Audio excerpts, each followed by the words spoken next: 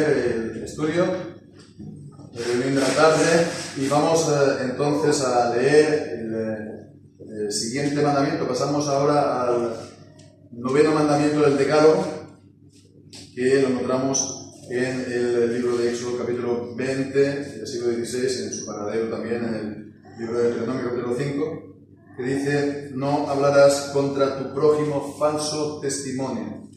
No hablarás contra tu prójimo falso testimonio.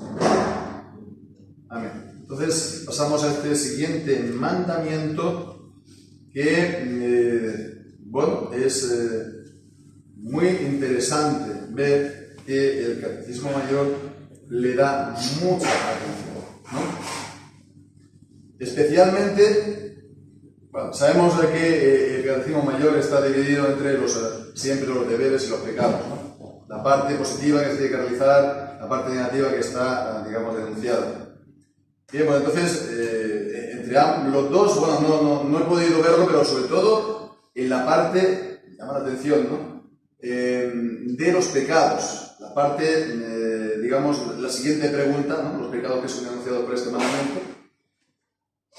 Nos encontramos hasta 47 subpuntos o 47, digamos, notas, ¿no?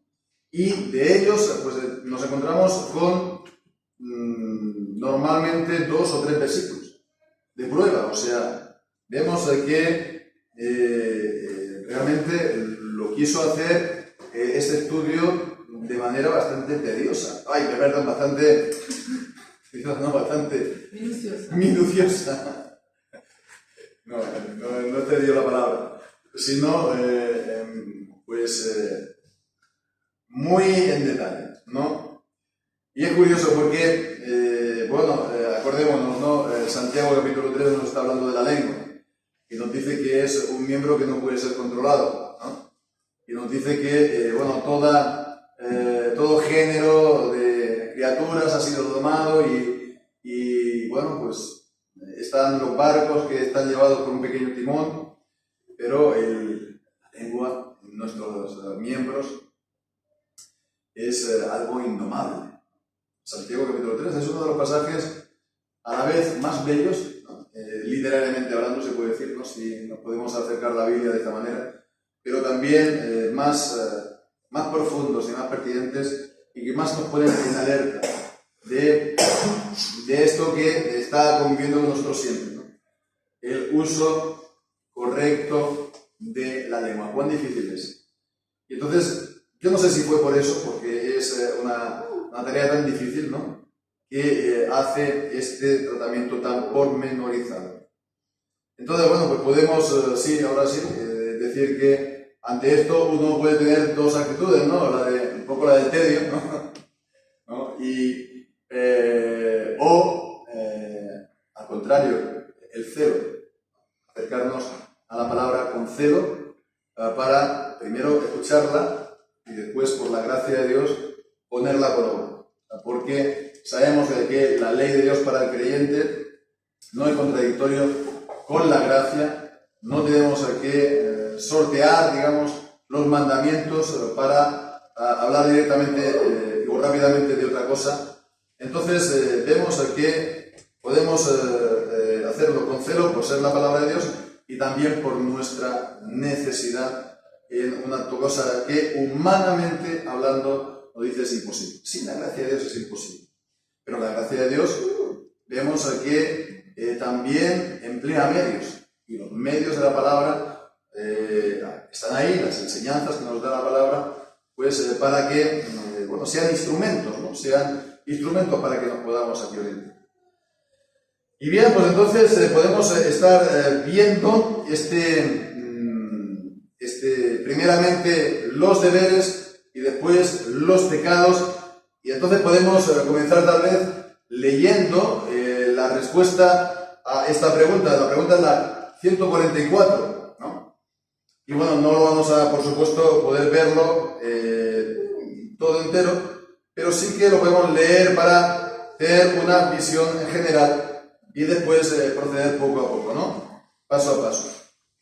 La pregunta 144 es: ¿cuáles son los deberes exigidos en el 9º mandamiento.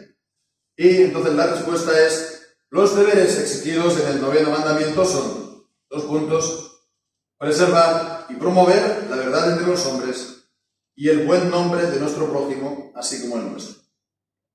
Afrontar y levantarse por la verdad y hablar de corazón, sinceramente, francamente, claramente y enteramente la verdad y solamente la verdad en cuestiones de juicio y justicia, así como en cualquier otro asunto. Una estima caritativa hacia nuestro prójimo, amando, deseando y gozándonos en su buen nombre, entristeciéndonos por sus debilidades y cubriéndolas, reconociendo libremente sus dones y gracias, defendiendo su inocencia, prontitud para aceptar un buen testimonio y falta de disposición para admitir un mal testimonio acerca de ellos, disuadiendo a los chismosos, aduladores e infamadores, amor y cuidado por nuestro nombre, defendiéndolo cuando la necesidad lo exija, guardando las promesas lícitas, diligentes en practicar todo lo que es verdadero, honesto, amable y de buen nombre. Hasta aquí entonces esta respuesta. Y bueno, pues a veces es difícil encontrar una estructura en la respuesta, ¿no?, que hemos estado viendo. Por ejemplo, en el Decálogo, por ejemplo. Pero aquí realmente se ve claramente esta estructura en esta respuesta. Hay una estructura muy simple y cada vez muy clara, porque vemos que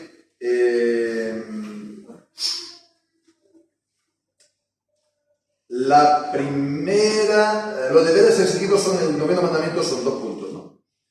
Y leemos por una parte, preservar y promover la verdad, subrayamos la verdad entre los hombres, y el buen nombre, subrayamos el buen nombre, ¿no?, de nuestro prójimo, así como el nuestro. Buen nombre del prójimo principalmente, pero también el nuestro. Entonces vemos, son 2 palabras claves: la verdad y el buen nombre. La verdad y el buen nombre.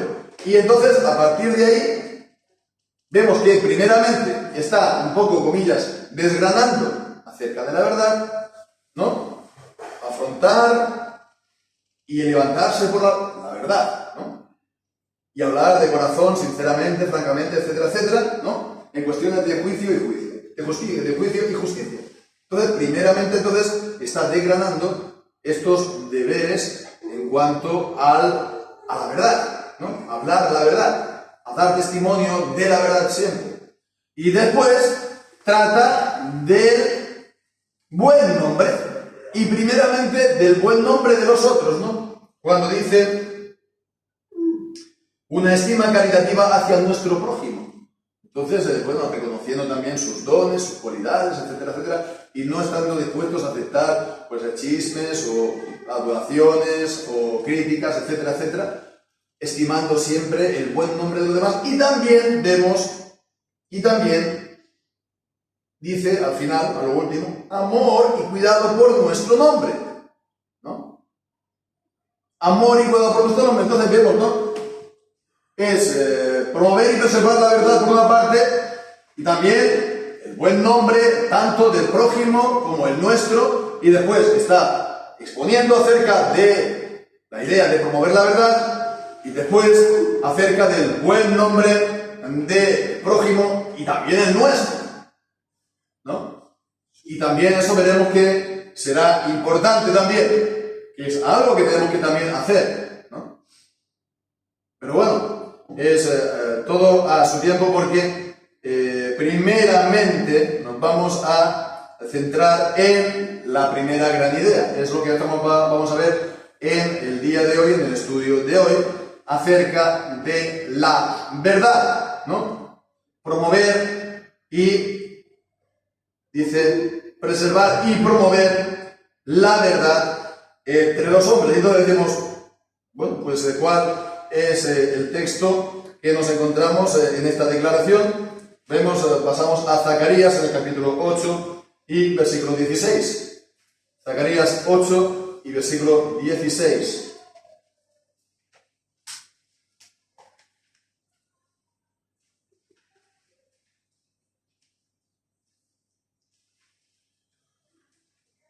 Estas son las cosas que habéis de hacer. Hablar verdad cada cual con su prójimo. Juzgad en vuestras puertas según verdad, juicio de paz.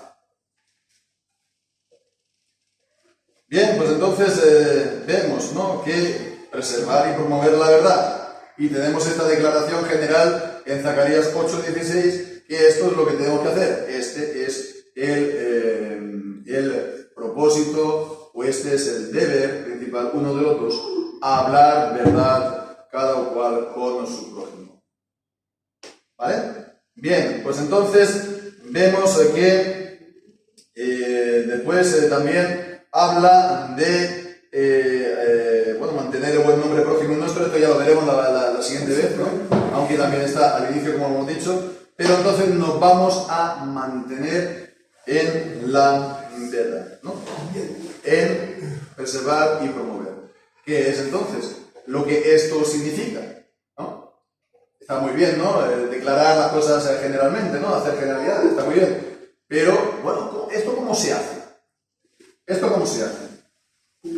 Bien, pues entonces dice que es la de afrontar y levantarse por la verdad, ¿no? Levantarse por la verdad. Levantarse por la verdad. Afrontar o levantar. La idea es, sobre todo, en inglés hay una, la expresión to make a stand, ¿no? Es como una toma de posición, ¿no? Es el declarar la verdad, pero es la idea de, pues eso sí, y creo que se expresa muy claramente, ¿no? Levantarse por la verdad, ¿no? Ponerse en pie, ¿no? Dar testimonio de la verdad. Y el texto que está diciendo es el de Proverbios, capítulo 31, versículos 8 y 9.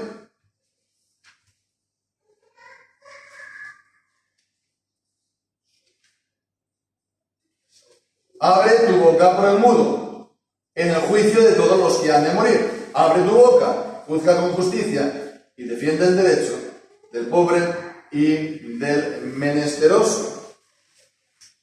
La verdad, por lo tanto, en cuestiones de diferencia que puedan haber, ¿no? En cuestiones de juicio y de justicia. Hablar, pues, en cuestiones en defensa, aquí está hablando del pobre o del oprimido o de aquel que realmente es justo y está siendo tratado injustamente. Bien, pues entonces vemos que esto es importante, porque esto, bueno, está ligado, por supuesto, también a otra serie de actitudes o de virtudes, se puede decir, ¿no? Aquel que sea, una persona temerosa, ¿no? Aquel que sea una persona que siempre quiere estar a bien con todo el mundo y sobre todo con la mayoría, o sobre todo con los poderosos, ¿no? Pues seguramente no lo va a hacer, ¿no? Entonces vemos todos los mandamientos, todos los deberes, también podríamos decir incluso los pecados, están relacionados unos con otros, ¿no? Bien, pues entonces se tiene uno que levantar por la verdad.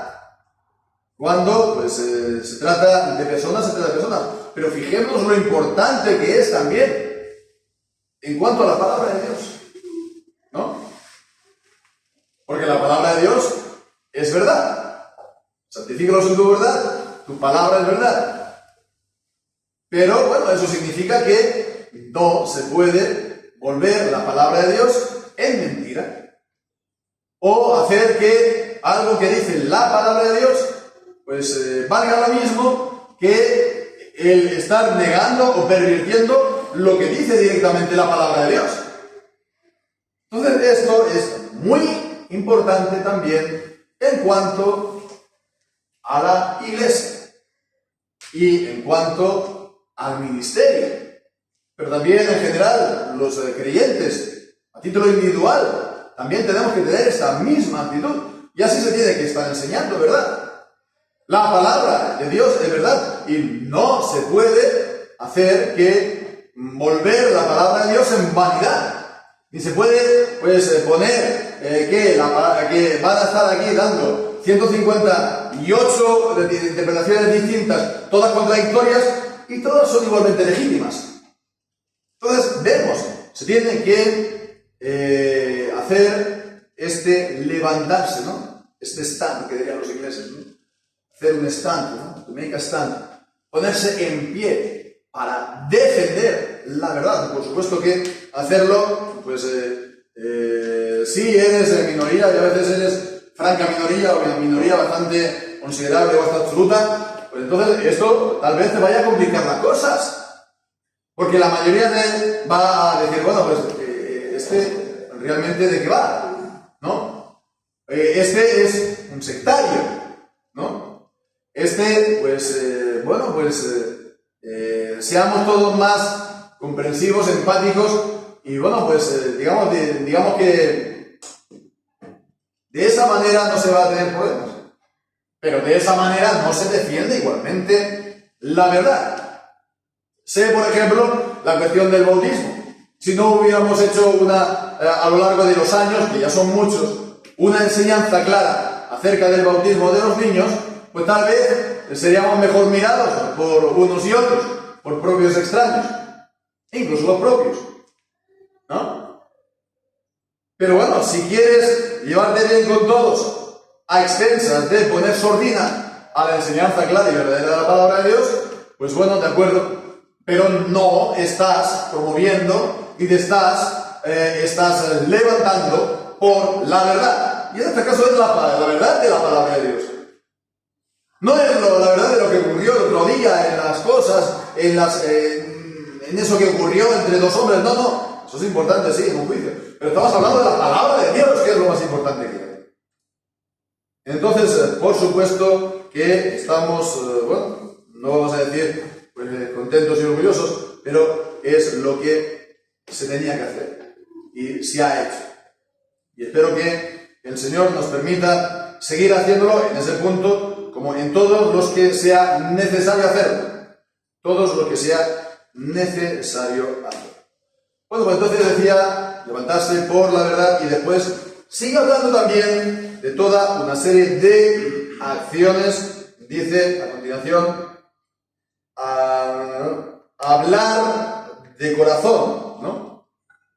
De corazón, y nos da el texto, Salmo 15 y versículo 2. Salmo 15, versículo 2. El que anda en integridad y hace justicia y habla verdad en su corazón.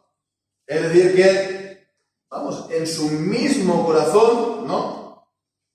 En su mismo corazón, en su misma mente, está pensando, hablando verdad, pensando, meditando, razonando verdad, ¿no?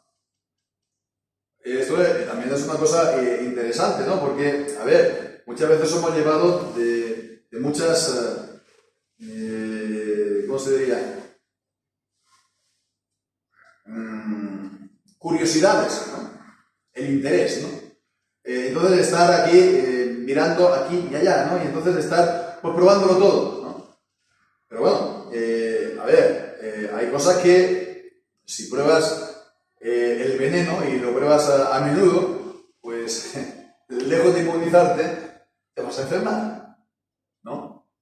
Entonces, vale que, a veces pues tenemos que conocer el error para rebatirlo, pero hemos de hacer también, tiene que haber una disciplina mental, ¿no? Tiene que haber una disciplina mental, porque todo, como dice la palabra, comienza en el corazón, ¿no? De toda cosa guardada, sobre todo de cosa guardada, guarda el corazón, porque de él mana la vida. Si estamos avalando en el corazón, en nuestra mente, meditando y pensando, razonando acerca de la verdad, pues así nos irá bien, ¿no? Bien, pues entonces, hablar de esta manera, y a continuación dice también sinceramente, ¿no? Sinceramente, y nos da segunda de Crónicas, capítulo 19, versículo 9, Segunda de Crónicas 19:9, podemos leer allá.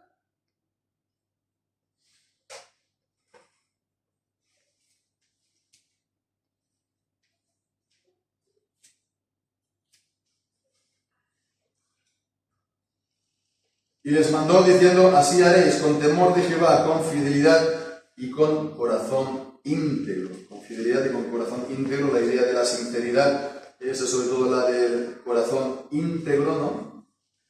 Sin doblez, sin hipocresía, ¿no? Hablar la verdad, como veremos entonces, sinceramente, es la idea de íntegramente. Toda la verdad, que también es una idea que está también expuesta más adelante, ¿no?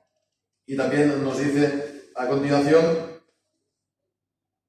francamente, ¿no? Francamente, y el texto es 1 de Samuel, capítulo 19, versículos 4 y 5. 1 de Samuel 19, 4 y 5.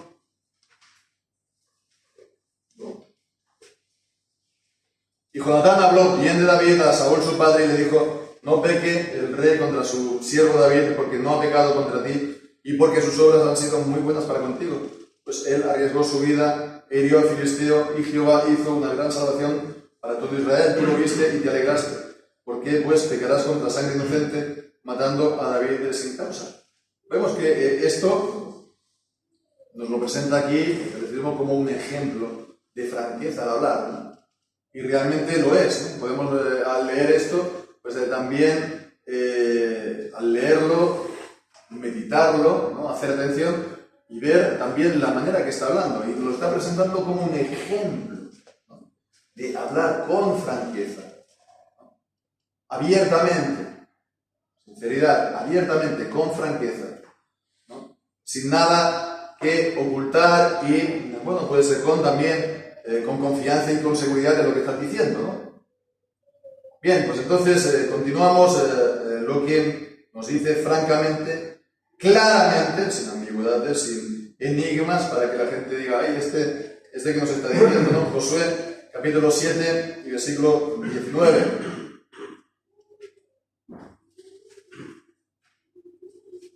Josué 7 y versículo 19. Entonces Josué dijo a Acán, hijo mío, da gloria ahora a Jehová, el Dios de Israel, y dale alabanza, y declárame ahora lo que has hecho, no me lo encubras. Claramente, sin encubrirlo, sin ambigüedades, sin enigmas. Esta manera de hablar es el característico de la Iglesia de Roma en sus declaraciones, por lo menos la moderna, no sé si siempre ha sido, pero la moderna es un ejemplo,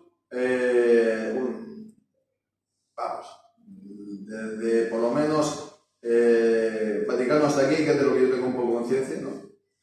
Es realmente sutil, es algo realmente estar diciendo una cosa medio ocultándola para después, pasado unos años, lo retomas y entonces estás ahondando más ahí, ¿no?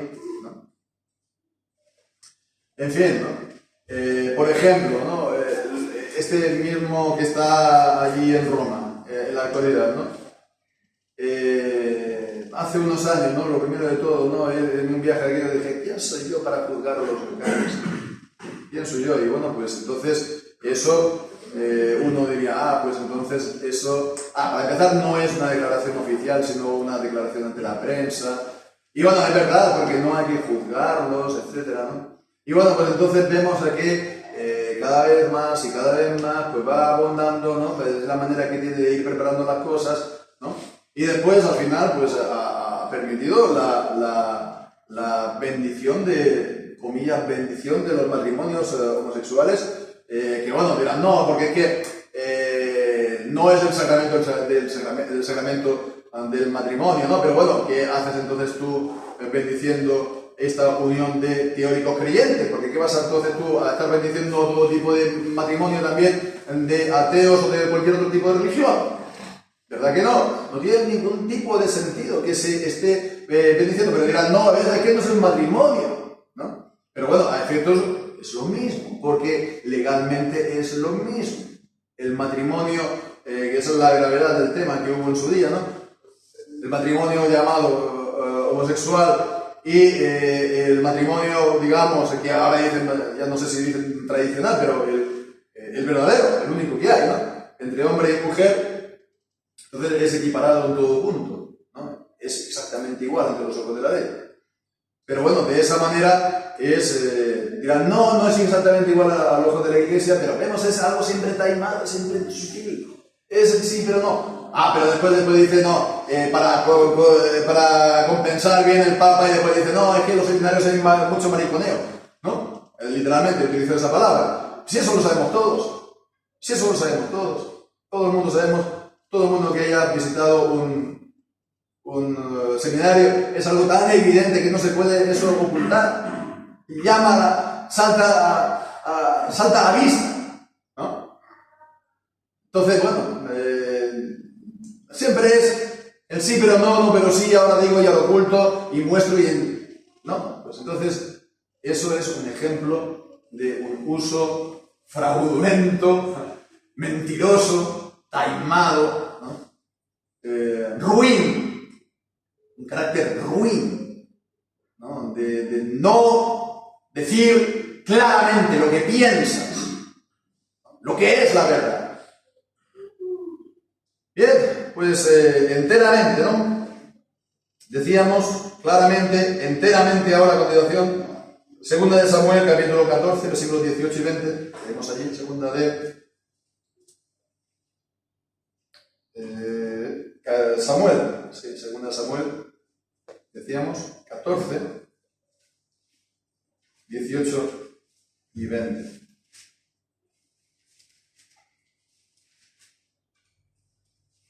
Entonces el rey respondió y dijo a la mujer, yo te ruego que no me encubras nada de lo que yo te preguntemos, enteramente. Y la mujer dijo, hable mi señor el rey. Y el rey dijo, ¿ha estado la mano de Joab contigo en todas las cosas? Y la mujer respondió y dijo, vive tu alma, mi señor el rey, que no hay que apartarse ni a derecha ni a izquierda de todo lo que mi señor el rey ha hablado, porque tu siervo Joab, que él me mandó y él puso en boca de tu sierva todas estas palabras. Para cambiar el aspecto de las cosas, tu siervo Joab ha dicho esto. Se podría a lo mejor haber evitado esto, ¿no? Esta última declaración, ¿no? Lo añade, pero vemos, lo está diciendo enteramente. Enteramente. Bien, pues este es un ejemplo de hablar la verdad enteramente y la verdad, y por lo tanto, si es enteramente, es solo la verdad, y es lo que continúa diciendo, ¿no? La verdad y solamente la verdad en cuestiones de juicio y de justicia. Y los textos son Levítico 19, versículo 15.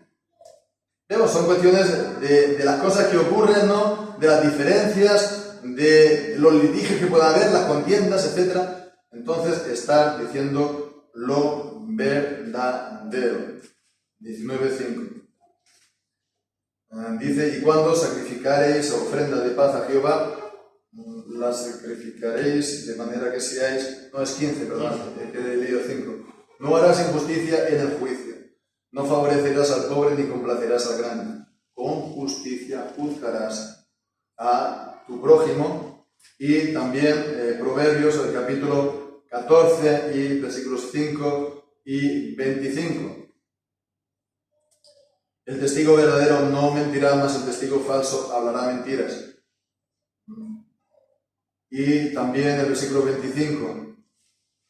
El testigo verdadero libra las almas, mas el engañoso habla mentiras. Y vemos aquí, está hablando la palabra de Dios incluso de esto, ¿no? A veces tenemos que comparecer también ante tribunales y comparecer como testigos o esperemos que no, tampoco a veces como parte, ¿no? Pero en todo caso siempre hemos de hablar la verdad, ¿no? Solo la verdad y de la manera que hemos estado viendo. Pero también, no solamente, evidentemente, los juicios, porque también continúa diciendo, así como en cualquier otro asunto. El asunto de la vida, y también nos da un texto bíblico dos, en este caso, 2 Corintios 1:17, 2 Corintios 1:17.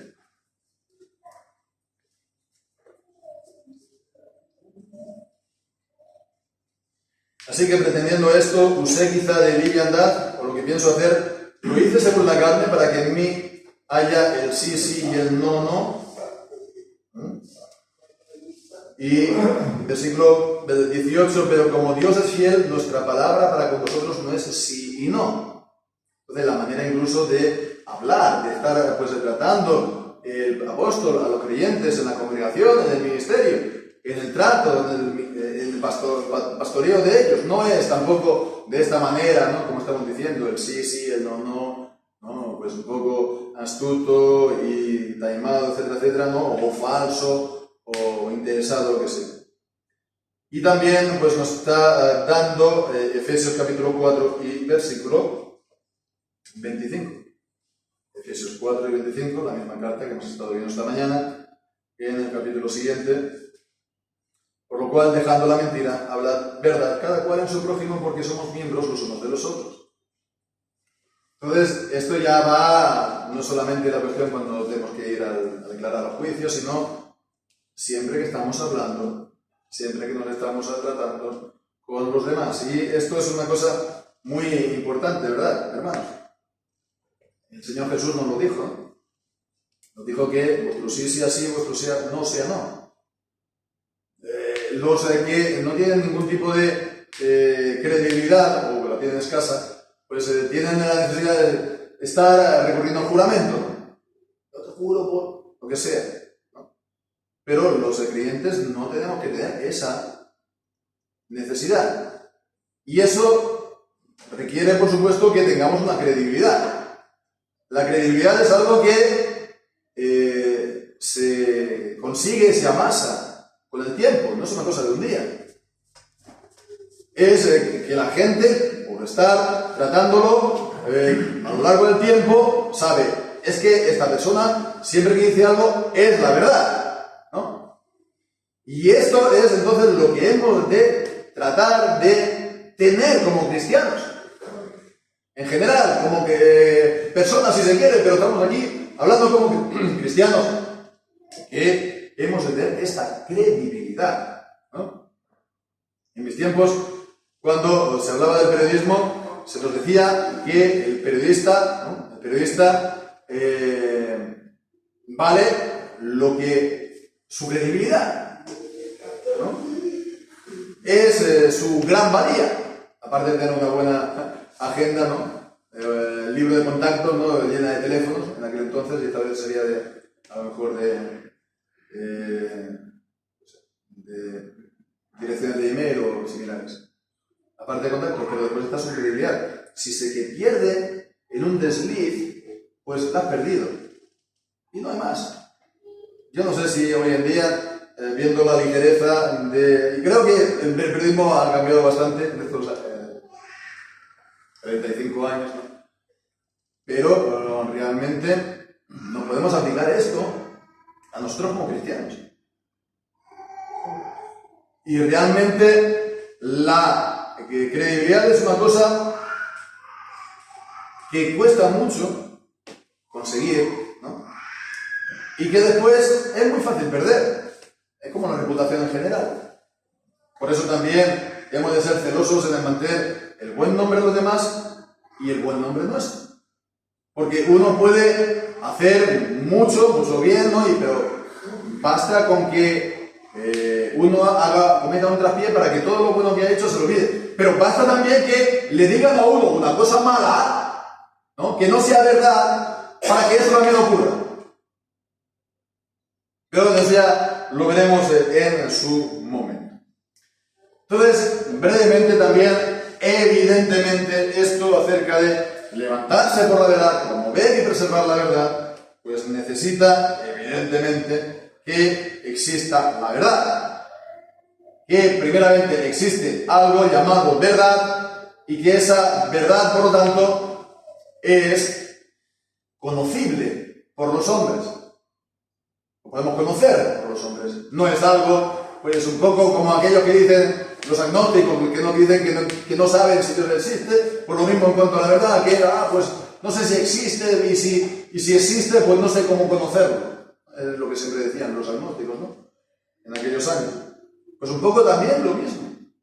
Pero la idea es esto, que evidentemente defender la verdad es que hay una verdad, ¿no? Hay algo que se tiene que defender. Hay una verdad y por lo tanto hay una mentira. En cuanto a la palabra de Dios, hay una verdad y después también hay un error o hay una herejía incluso. Entonces es importante porque en la Escritura nos encontramos con el caso excepcional, ¿no? Por ejemplo, paradigmático, Pilato, ¿no? Cuando está con Jesús, creo que es el Evangelio de Juan, ¿no? Y entonces hablando con Jesús le dice, bueno, Jesús, ¿qué es la verdad? ¿No? ¿Qué es la verdad? ¿Qué es la verdad? Pues, bueno, los que lo niegan, evidentemente, la verdad, la mentira es algo, pues no sé, que puede cambiar entonces una cosa de un día para otro. La verdad y la mentira son distintas maneras, hoy dicen relatos, ¿no? Cómo presentan las cosas, ¿no? Están los hechos y después, bueno, son las maneras como discursos, ¿no? El discurso, el relato. Y bueno, puedes entonces dar pequeños enfoques de un lado y de otro, ¿no? Siempre, en el fondo siempre, ¿para qué? Para beneficio propio. ¿Por qué hizo eso Pilato? ¿No? ¿Por qué condenó a Jesús? Porque pensó que le venía bien para su carrera política, para mantener, pues, su prestigio, su autoridad, o lo que sea. Y lo utilizó, o trató de utilizar en beneficio propio. ¿Qué es la verdad? En el fondo, el desdén de la verdad es una muestra y una señal de egoísmo, claramente, ¿no? Yo digo esto, mañana hago lo contrario, no pasa nada, pongo la cara así de buen chaval, ¿no? Es puro egoísmo, puro egoísmo. Esto lo estamos viendo, ¿no? Pues todos los días, ¿no? En la política incluso, y no penséis que estoy aquí tirando piedras a uno u otro, es que es un rasgo común, es un rasgo común de todos, porque es que es algo que está en general, porque esto es un rasgo de nuestra cultura y esto es un rasgo de nuestro tiempo. ¿Y por qué es eso? Porque al final,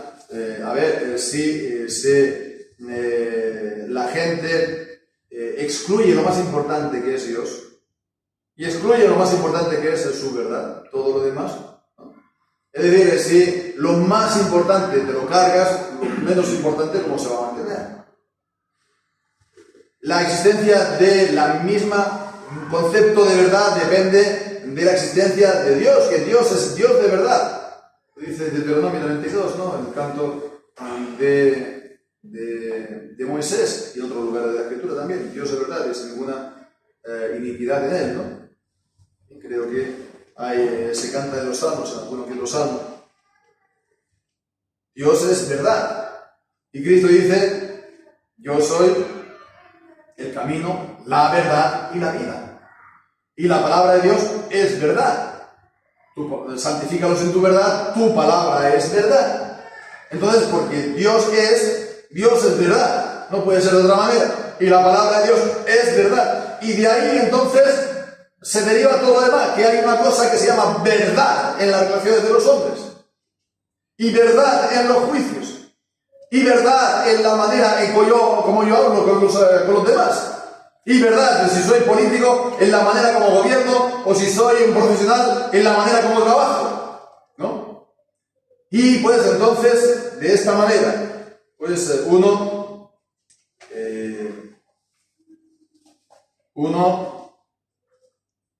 está gobernado por eso, por esta idea de la verdad. Y bueno, pues quería simplemente acabar con lo que nos dice también la Escritura. En 2 de Tesalonicenses 2, ¿no? Está hablando ahí del hombre de pecado y de aquellos que van a ser engañados por él. ¿Por qué? Dice, al final de ese capítulo, porque no recibieron el amor de la verdad para ser salvos.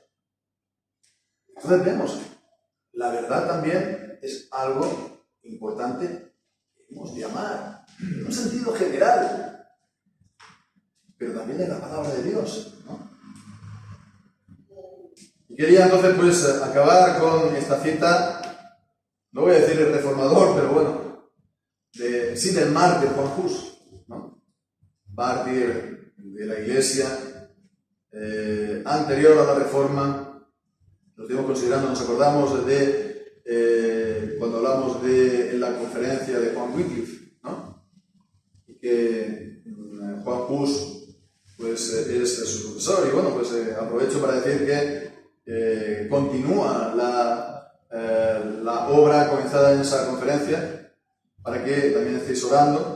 Se está traduciendo, y está bastante avanzado ya, un libro que es precisamente de título Wycliffe y Hus. Entonces ya está bastante avanzado y pronto espero que incluso se podría publicar, ¿no? Pero Juan Hus es conocido sobre todo en la antigua Bohemia, en la República Checa hoy, por su afirmación acerca de la verdad. En una de sus cartas, ¿no? En prisión, creo que era en prisión, o si no, después de haber sido excomulgado y expulsado, dijo esta cita que es muy conocida. Dice: buscad la verdad, oíd la verdad, aprended la verdad, amad la verdad, hablad la verdad, mantened la verdad y defended la verdad. ¿Por qué? Porque la verdad prevalece. Porque la verdad siempre prevalece. Porque la mentira no puede prevalecer. Puede a lo mejor pues sortear, digamos, unas dificultades, pero es algo momentáneo. ¿Por qué? Porque Dios de verdad mantiene y prevalece la verdad. Él, Dios, es Dios de verdad, promueve y preserva la verdad. Y por eso la verdad siempre prevalecerá. Entonces, de esa manera, el mejor partido para los hombres, ¿cuál es? ¿Cuál es lo mejor que los hombres pueden hacer? Ponerse de parte de la verdad, ponerse de parte de Dios. Porque nadie puede prevalecer contra Dios y Dios prevalecerá contra todos. Entonces, poniéndonos del lado de la verdad, nosotros prevaleceremos con ella. La verdad